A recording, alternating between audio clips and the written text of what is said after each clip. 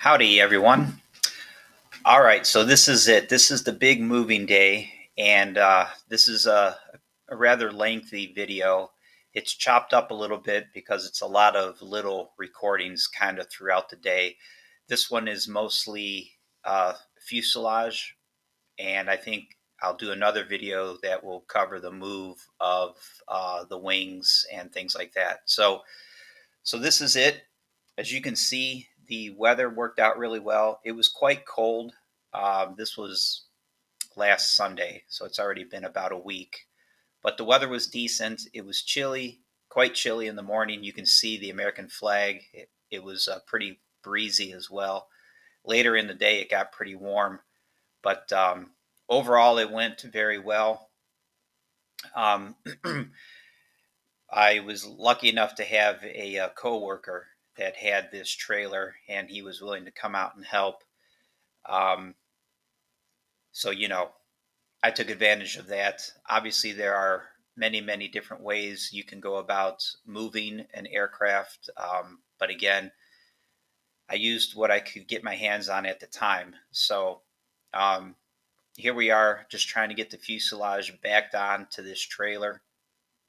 The trailer itself, I forget. I think between the rails, I think he had said that the trailer was 80 inches or something like that, 81 inches, I forget. But the landing gear wouldn't quite fit, even with it completely unloaded. So with the weight taken off of the wheels, they still wouldn't quite fit within the rails. So we ended up having one kind of where I'm crouched now, behind that red tail light. We had it perched on that kind of like a running board, and then the other tire then rested on the within the trailer itself. And again, a lot of different ways to do this. And this is probably not the best way to do it. Ideally, it would have been nice to have a super huge, fully enclosed trailer and just roll it right up into that and lock it down and go.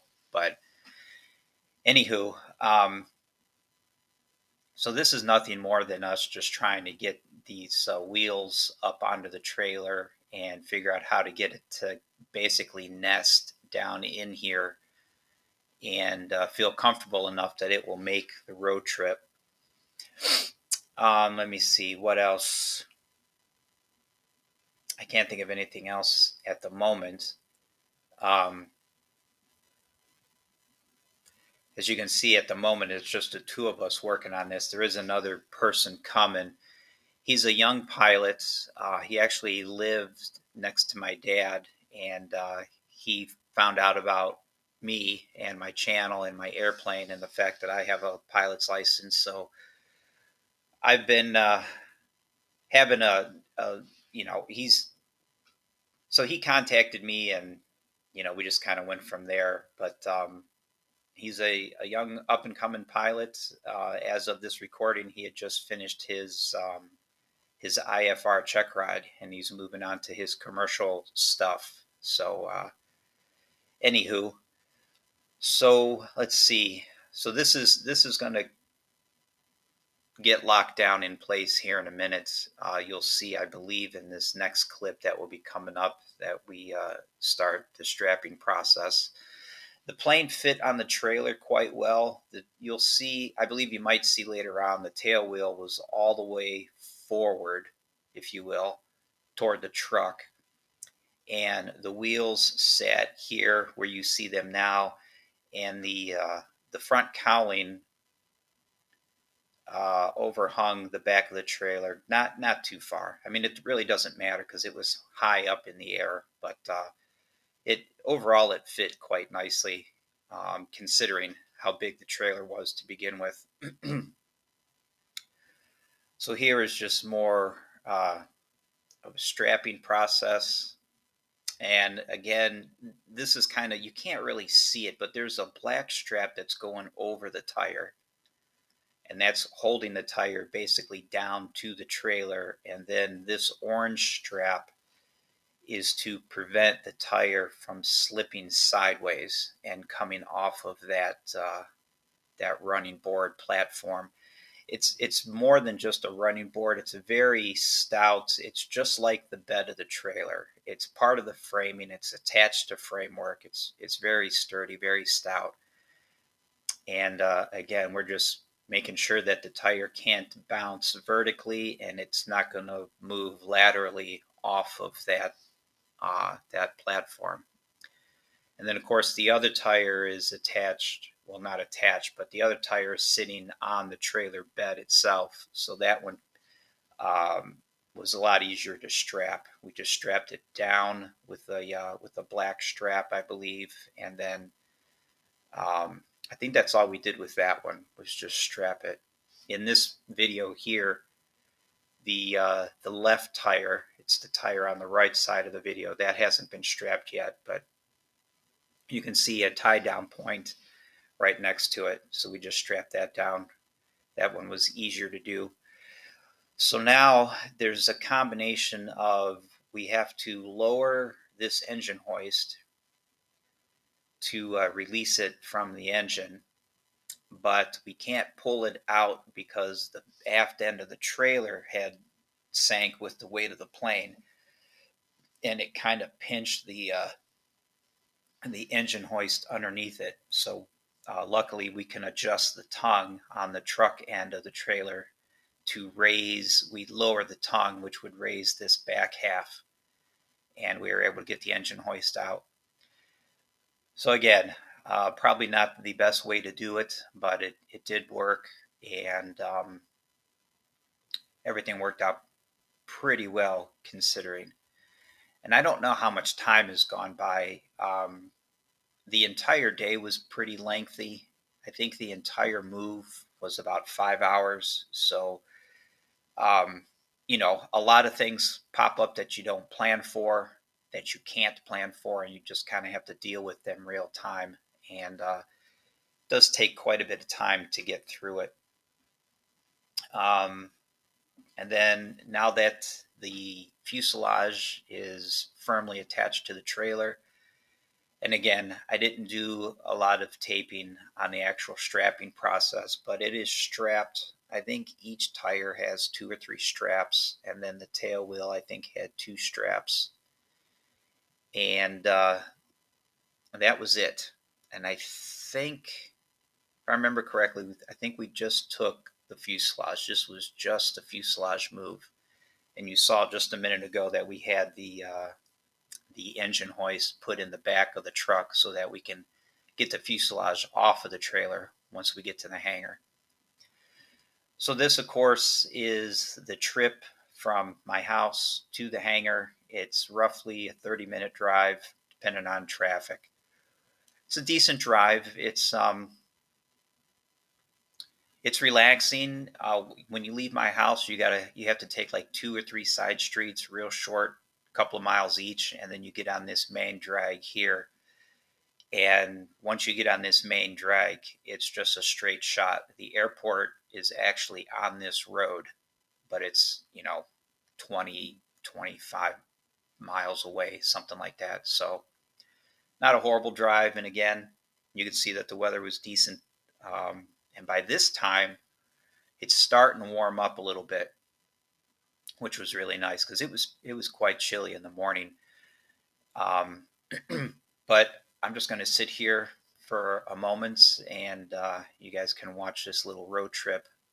This clip here is not too much longer, and then we arrive at the hangar. Actually, I think it's about ready to switch now. Okay, so this is the drive to the hangar or to the airport from the road. You can see that this has been freshly paved, and in my opinion, I wish they would do a better job with the airport, but I'm glad that they did take the time to repave this driveway. This is one of the taxiways once you're inside the airport. And of course, we're just dragging the fuselage back to where my hangar actually sits. So, like I said, I'm glad they repaved the driveway there. I wish it was a little bit wider. I wish they would do concrete, but Anywho, at least it's better. So this is my hangar here on the left, and we decided to pull the trailer up rather than try to back the trailer up near the hangar door.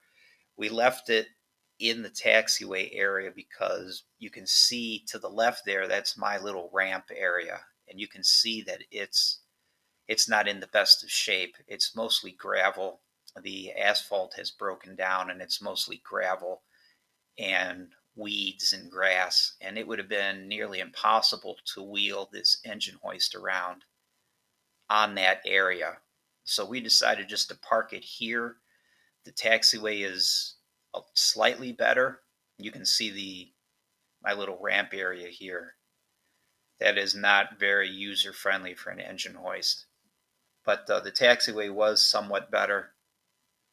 So we just decided to park it there and try to get the fuselage off of the trailer on the taxiway. So the gentleman to my right, he is the young pilot that I had talked about earlier. He has finished his instrument check ride just a day or two ago, and he's continuing on with his commercial stuff, I believe, next. And then the gentleman driving the truck who brought the trailer, he's a coworker of mine that I've known for quite a few years, and he actually races. I think he said they are super modified cars that he races. That's how he had this trailer. And here we go now, I believe, with the actual removal of the fuselage, or the fuselage from the trailer.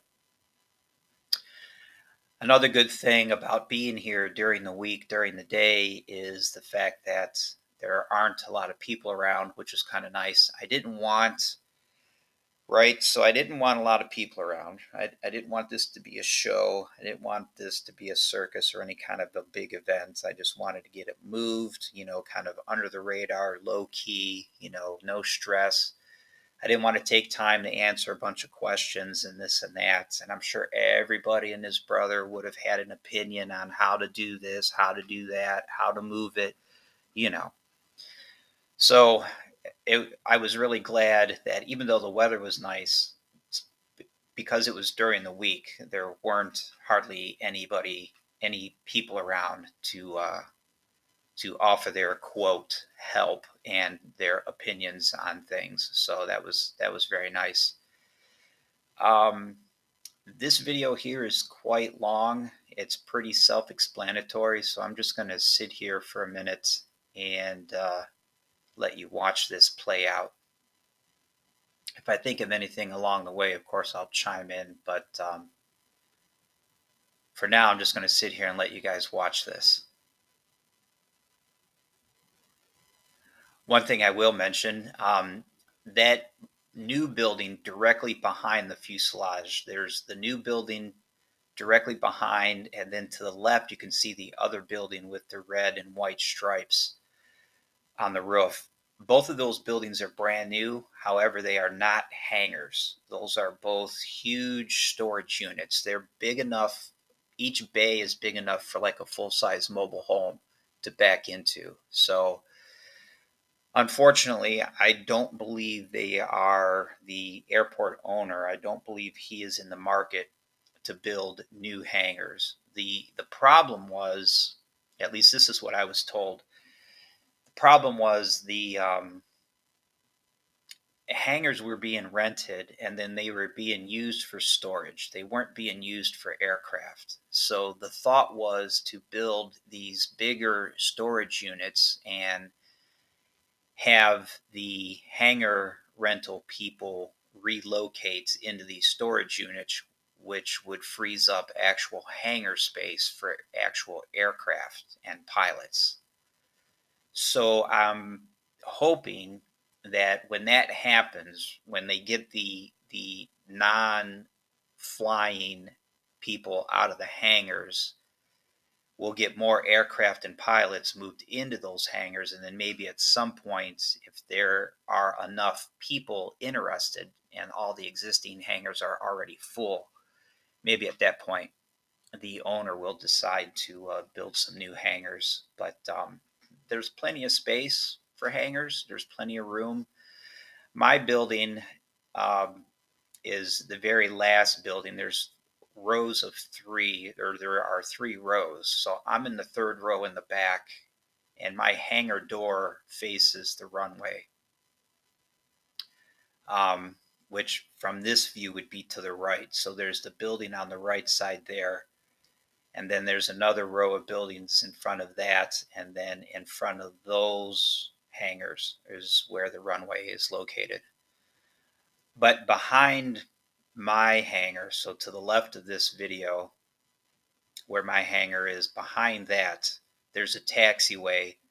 And on the other side of that taxiway, there is space for more hangars. But I would not be surprised if that's going to end up being storage units as well. So I think my row of hangars will be the last row prior to the storage units.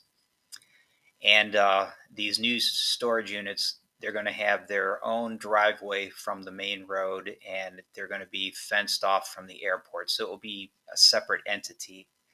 It's owned by the same owner as the airport, but it will be a separate entity. It will be completely fenced off, and a dedicated drive just for those units, separate from the airport. So we'll see. I'm hoping that the entire airport doesn't end up being storage and they just close the place and I end up having to find a new hangar. I'm hoping that that will never happen, but who knows? So we are now on the verge of getting this fuselage taken off of the hangar, and again, or taken off of the trailer, I mean.